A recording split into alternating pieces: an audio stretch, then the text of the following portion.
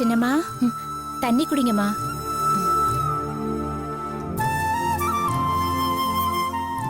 போதும்.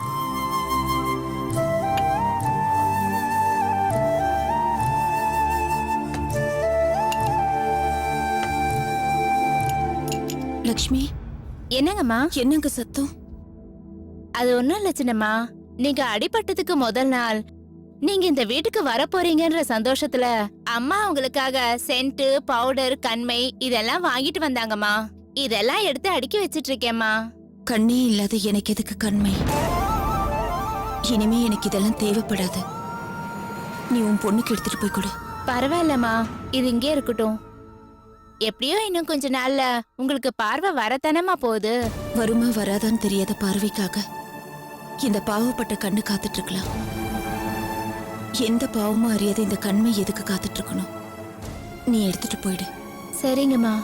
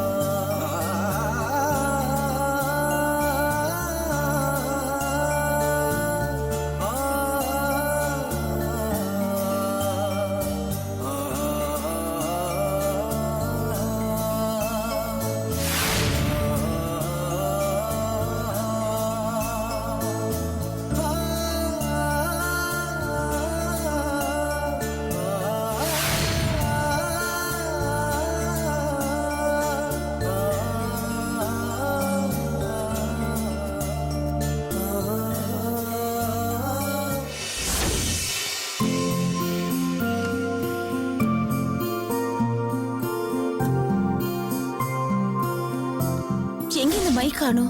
இங்கதானே வச்சேன். அவசரத்துக்கு தேடினா கிடைக்காதே. கண்மை இங்க இருக்கு. என்னங்க இது புது பழக்கம்? கண்மை எடுத்து நீங்க வச்சிட்டு இருக்கீங்க. நீங்க என்ன கண்மை போட போறீங்களா?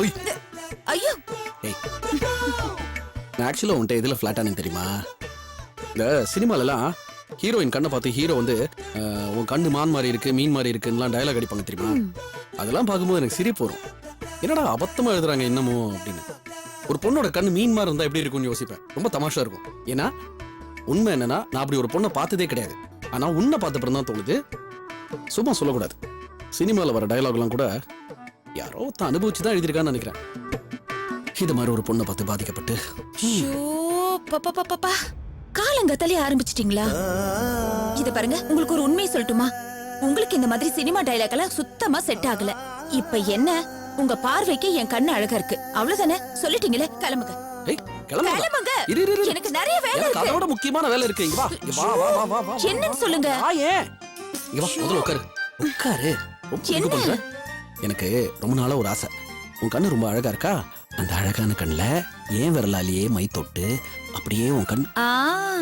இன்ஜினியர் சார், கண்ணுக்கு மை போடுறது ஒன்னும் ப்ளூ பிரிண்ட்ல ஸ்கெட்ச் போடுற மாதிரி அவ்வளவு ஈஸியான வேலை கிடையாது. பே ஆஃப் பெங்கால் மேல டேம் கட்டுற மாதிரி ரிஸ்கான வேலை இல்ல. வா, ரிஸ்க் எடுத்து பாத்துறோம். வா. ஐயோ, நான் சும்மா விளையாட்டுக்கு சொன்னேன். விளையாடவே இல்ல, ரொம்ப சீரியஸா இருக்கு. ஐயோ, அத்தை யாராவது பாத்துற போறாங்க. என் பொண்டாட்டி கண்ணுல நான் மை போடுறதை எந்த அத்தை பாக்குறது? நீ வா.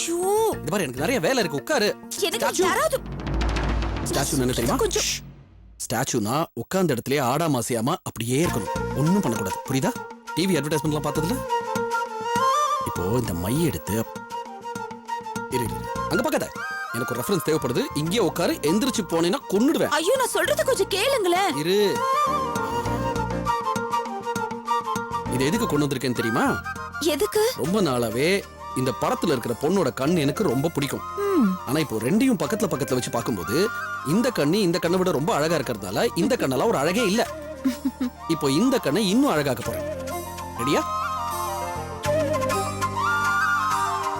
அசைய கூடாது. ஸ்டாச்சு சொன்னல. அம்மா தாயே, ஃபர்ஸ்ட் டைம் வைக்கிறேன் லைஃப்லயே. தயவு செஞ்சு அசையாம இரு. புரியுதா? அப்புறம் அங்க ஈஷிடுச்சு இங்க ஈஷிடுச்சுன்னு சொல்லக்கூடாது.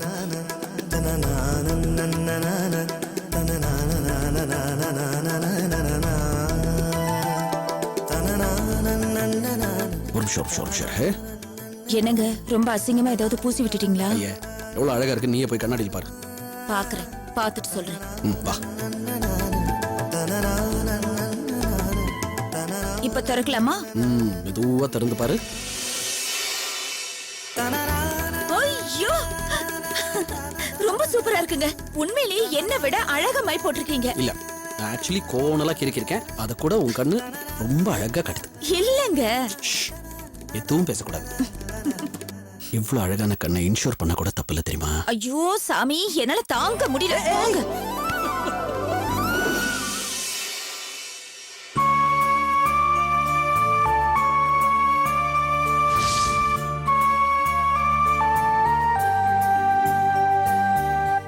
இந்த கண்ணு படும் கிண்ணு படும் இதெல்லாம் நான் நம்பினதே இல்லை நந்தினி. சுத்த பேத்தல் நினைச்சிட்டு இருந்தேன். ஆனா இப்ப தோணுது உண்மைதான் இல்ல. ஒரு கண் பட்டிருந்தாலும் பரவாயில்ல, என் கண்ணே பட்டுருச்சுல்ல. Sorry Nandini, very sorry. உனக்கு தெரிஞ்ச சில நாள் தெரியாம பல நாள்னு போகையில வரையில உன் கண்ணை ரசிச்சிருக்கேன் நந்தினி. அவ்வளவு அழகா இருக்கும். I'm the culprit. என்னாலதான். I'm sorry.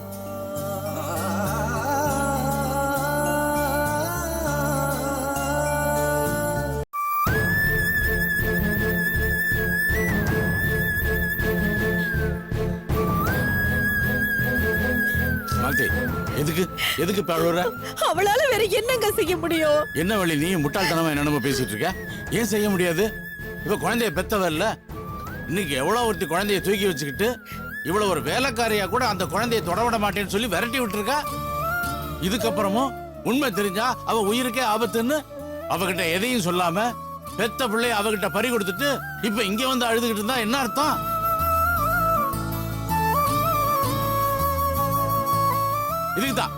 இதுக்குதான் சொல்றேன், நாம இனிமே எதை பத்தி யோசிக்க வேண்டாம், யோசிக்க வேண்டிய அவசியம் இல்லைன்னு. நமக்கு நம்ம புள்ள வேணும், அவ்வளவுதான். கிளம்புங்க, நேரா அங்க போய் அந்த அஞ்சலி கிட்ட சண்டை போட்டாவது நம்ம குழந்தைய தூக்கிட்டு வந்துருவோம். அவகிட்ட என்னது கெஞ்சறது? இது நம்ம புள்ள, நம்ம ரைட்டு. வாங்க போய் கூட்டு வந்துருவோம். வா. என்ன வர மாட்டீங்களா? வேண்டாம், நீங்க யாரும் வர வேண்டாம். நீங்க வரலன்னு என்ன, நான் மட்டும் போறேன். போய் அவகிட்ட சண்டை போட்டாவது நம்ம குழந்தைய இங்க தூக்கிட்டு வரேன். என் பேத்தியை கூட்டு வந்து காட்டுறேன். வா, அவ அட்ரஸ் சொல்லு, அவ வீட்டு அட்ரஸ் சொல்லு. சொல்லு சொல்லு. அப்பா வேண்டாப்பா. என்ன வேண்டாம்? என்ன வேண்டாங்கிற? உனக்கு புள்ள வேண்டாமா? அப்பா எனக்கு புள்ள வேணும்ப்பா. அதே சமயத்துல அஞ்சலி உயிருக்கு எதுவும் ஆயிடக்கூடாதுப்பா. ஐயோ அஞ்சலி அஞ்சலி அஞ்சலி, இதையே சொல்லி சொல்லித்தானே இத்தனை நாளா என் வாய அடைச்சிட்டு இருந்த. இப்போ அதையே சொல்லிட்டு இருக்கியே. யார் அந்த அஞ்சலி? யார் அந்த அஞ்சலி? அவளுக்கும் நம்ம குடும்பத்துக்கும் என்ன சம்பந்தம்? இந்த பாரு மாலதி, அடுத்தவங்க மேல இறக்கப்படணும்னு உனக்கு சொல்லி கொடுத்து வளர்த்ததே நான் தான். இப்ப நானே தான் உனக்கு சொல்றேன், இறக்கப்படுறதுக்கும் ஒரு எல்லை இருக்கு. இதுக்கு மேல நாம அமைதியா இருந்தா அந்த அஞ்சலிக்கு வேணா எதுவும் ஆகாம இருக்கலாம், ஆனா நிச்சயமா நம்ம புள்ள நமக்கு கிடைக்காது. அப்பா அப்பா அப்படி சொல்லாதீங்கப்பா. தினசரி கிட்ட பேசினா எல்லாம் சரியாயிடும்பா. அவன் தான் போனை சுவிட்ச் ஆஃப் பண்ணி வச்சிருக்கானே, அவன் பொண்டாடி அவனுக்கு சொல்லி கொடுத்துருப்பா போனை சுவிட்ச் ஆஃப் பண்ணி வைடான்னு. இல்லப்பா, தினசரி அப்படிப்பட்ட ஆள் கிடையாது. அஞ்சலி இன்னைக்கு என்ன வேலை விட்டு அனுப்புனது அவருக்கு தெரியாம இருக்கும்பா. ஆமாங்க, அந்த பையனை பார்த்தா நல்லவனா தான் தெரியும். ஆமா ஆமா, அவன் ரொம்ப நல்லவன் தான். அதனாலதான் இவ புள்ளைய நல்லா தெரிஞ்சிருந்தோம் இவ புள்ளைய விட்டு கொடுக்காம வச்சிருக்கானா. ஒரு சூழ்நிலை அப்படிப்பா. அவர் பொண்டாட்டியோட உயிரே குழந்தைகிட்ட தான் இருக்கு. அதுக்கு என்ன பண்ணலாங்கிற? சொல்லுமா சொல்லு. அப்ப நம்ம பிள்ளைய அவனுக்கு தாரவாத்து கொடுத்துடலாமா? என்னங்க, இப்ப அந்த அஞ்சலிக்கு உண்மையெல்லாம் தெரிஞ்சு அதனால அவ மாலதி கிட்ட இனிமே குழந்தையவே காட்ட மாட்டேன்னு சொல்லியிருந்தா நாம பதட்டப்படுறதுலயும் கோவப்படுறதுலயும் ஒரு அர்த்தம் இருக்கு. ஏண்டி, எங்க குழந்தைன்னு தெரிஞ்சதுக்கு அப்புறமும் எங்க கிட்ட குழந்தைய கொடுக்க மாட்டேங்கிறேன்னு நாம அவகிட்ட சண்டை போட்டு குழந்தைய வாங்கிட்டு வந்துடலாம். ஆனா இப்ப அப்படி எதுவும் நடக்கலையேங்க. அதனால கொஞ்சம் பொறுமையா இருங்க. மாலதிக்கும் தீனாவுக்கும் தெரிஞ்ச ஒரே ஆளு நம்ம முரளி தாங்க. அதனால முரளிய வச்சு பேசினா சரியா வரும்னு எனக்கு தோணுதுங்க.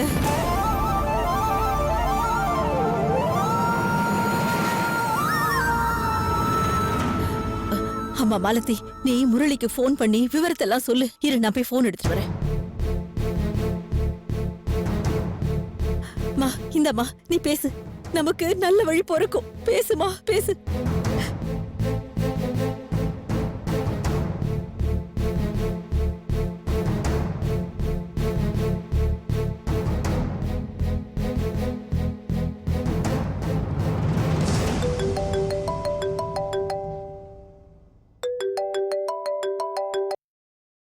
ஹலோ. முரளி, நான் மாலதி பேசுறேன். சொல்லுங்க மாலதி. இல்ல முரளி, உங்ககிட்ட ஒரு முக்கியமான விஷயம் பேசணும். இப்ப நீங்க ஃப்ரீயா இருக்கீங்களா இல்ல பேசலாமா? இல்ல பரவாயில்ல, சொல்லுங்க. இல்ல, அஞ்சலி என்ன வேலையை விட்டு நிறுத்திட்டாங்க. வாட்? அஞ்சலி வேலையை விட்டு நிறுத்திட்டாங்களா? ஏன்?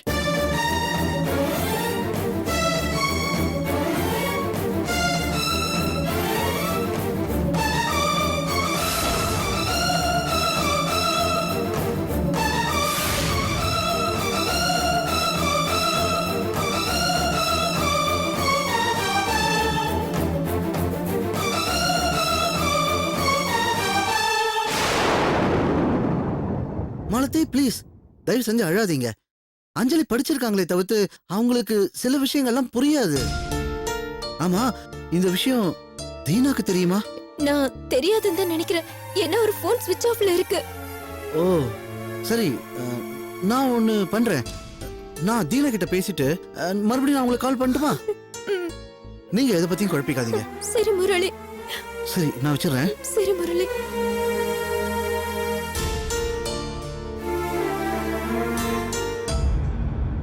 என்ன சொல்றார் முரளி? தீனா சார் கிட்ட பேசிட்டு கூப்பிடுன்னு சொல்லியிருக்காருப்பா. பேசட்டும் பேசட்டும், ஏதா வேணா பேசட்டும். ஆனா முடிவு நமக்கு சாதகமா இருக்கணும், அதான் முக்கியம்.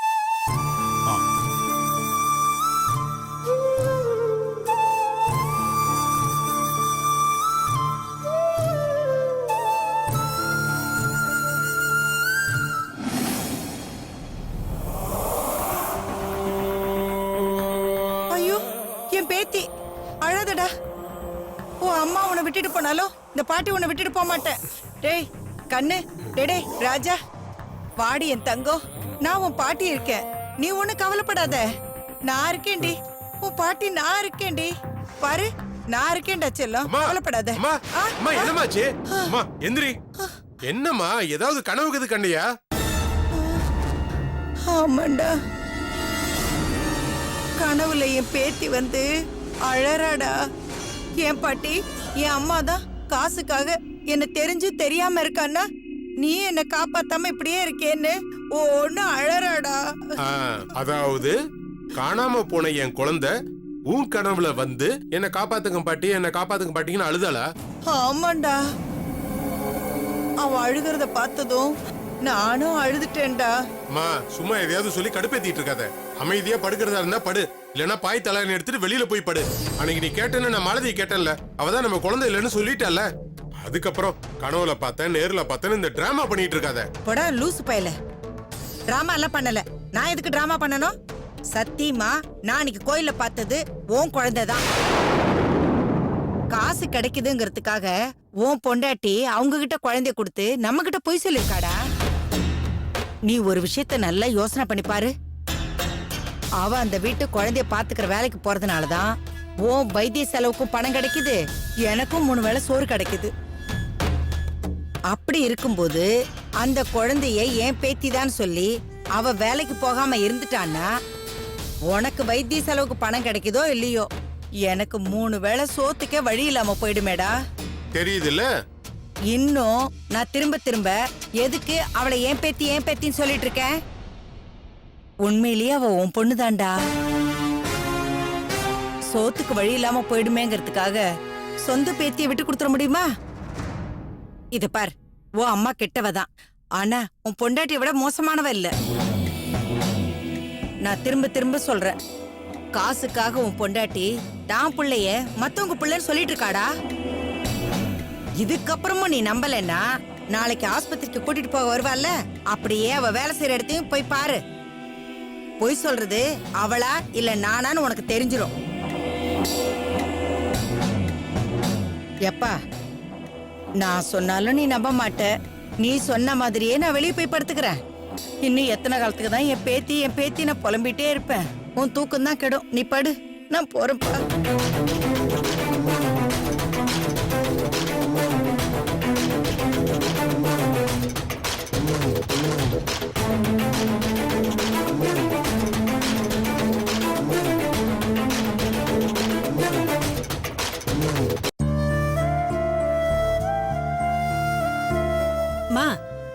டிஃபன் ரெடி ஆயிடுச்சு, எழுந்துரு, பிரஷ் பண்ணிட்டு குளிச்சிடலாம். இல்ல அத்தை, நான் பிரஷ் பண்ணிட்டேன். பிரஷ் பண்ணிட்டியா? அவர்தான் கூட்டிட்டு போனாரு. எங்க அவன்?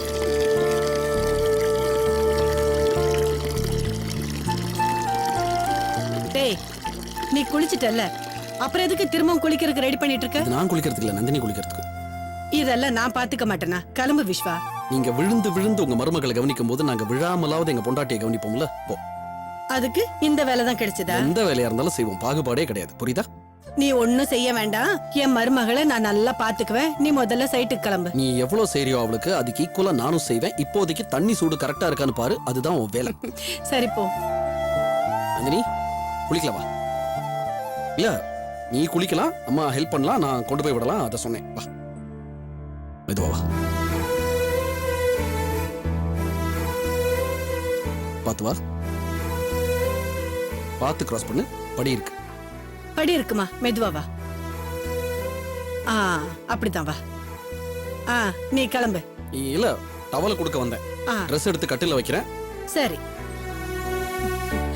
அம்மாடி, இருந்தாலும் உன் புருஷன் ரொம்ப தான் பண்றான்டி.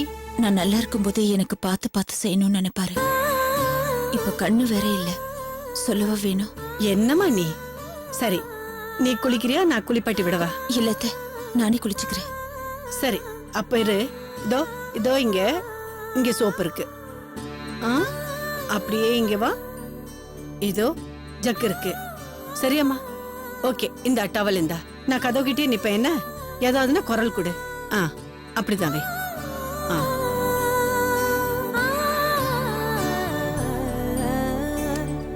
கதவு சாத்திக்கோ.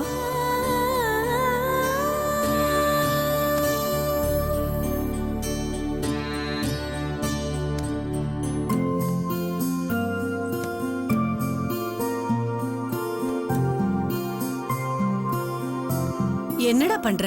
இல்ல நந்தினிக்கு குளிச்சுட்டு கட்டிக்கிறதுக்கு சாரி செலக்ட் பண்றேன். மூணுமே நல்லா தான் இருக்கு, மூணுல எது பெஸ்ட்னு நீ செலக்ட் பண்ணு. சரி, நீ ரெடி ஆயிட்டு கிளம்புடா. சைட்டுக்கு போற ஐடியா இருக்கா இல்லையா? சைட்டுக்கெல்லாம் போலாமா? முதல்ல பூஜை ரூம் ரெடி பண்ணும். அவ குளிச்சுட்டு பூஜை பண்ணாம டிஃபன் சாப்பிட மாட்டா. ஓகே, நான் அந்த வேலையை பாக்குறேன், நீ இந்த வேலையை பாரு.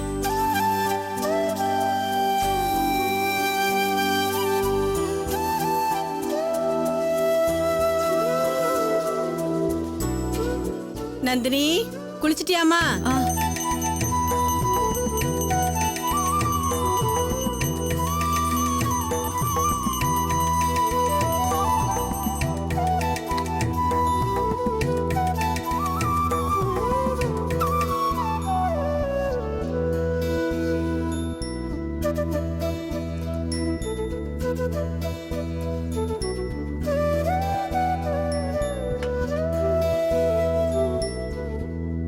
வாமா வா.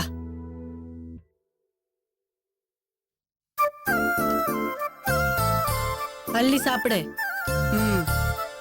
நல்லா சாப்பிடு. சாப்பிடு. ஐயோ, தண்ணி குடி, தண்ணி குடி, தண்ணி குடி. குடி இதோ.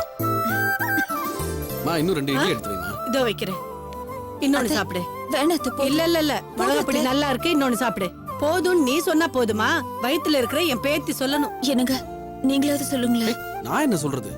இத பாரு, நிலைமைக்கு நீ சாப்பிடுறதே பத்தாது, மருந்தெல்லாம் சாப்பிடுறல, நல்லா சாப்பிடணும். நான் நல்லா சாப்பிட்டோமா? நிறைய சாப்பிடணும். நல்லாவும் சாப்பிடணும், நிறையவும் சாப்பிடணும். அம்மா தோசைமா. கரெக்டா சொன்னடா. சூடா தோசை வந்துச்சு. இத பாரு, சூடா தோசை வந்திருக்கு, இத சாப்பிடு. ஐயோ அத்தை, வேணாத்து. இதுக்கு மேல சாப்பிட்டா அதுக்கப்புறம் என்னால 4 நாளைக்கு சாப்பிட முடியாது. வேண்டாம், வேலைக்காகாது. சரியா வரவே நீ வராது. தள்ளு, நீ எடு. நான் ஊட்டினாதான் உனக்கு சரி வரும். அத்தை வேண்டாத்து. இத பாரு, காட்டு. வேண்டாத்து. அம்மாடி, சாப்பிடணும் கொஞ்சோண்டு. சாப்பிடு. இன்னும் ஒரு வாய் முழுங்க. நல்லா சாப்பிடு நந்தினி. அப்படிதான்.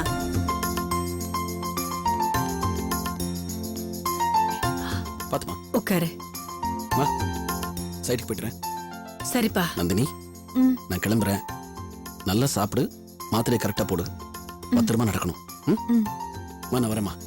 மா, அவ ஏதாவது ஆசைப்பட்டு கேட்டானா எனக்கு உடனே ஃபோன் பண்ணு. விஸ்வா, என்ன மன்னிச்சிருடா. இல்லடா, நீ உன் பொண்டாட்டி மேல எவ்வளவு பாசம் வச்சிருக்க. இவ்வளவு பாசம் வச்சிருக்கிற உன்னை இத்தனை நாளா ஒரே வீட்டுல இருந்தும் அவளுக்கு எதுவும் செய்ய விடாம ஒதுக்கி வச்சிட்டேன்ல, அதான்.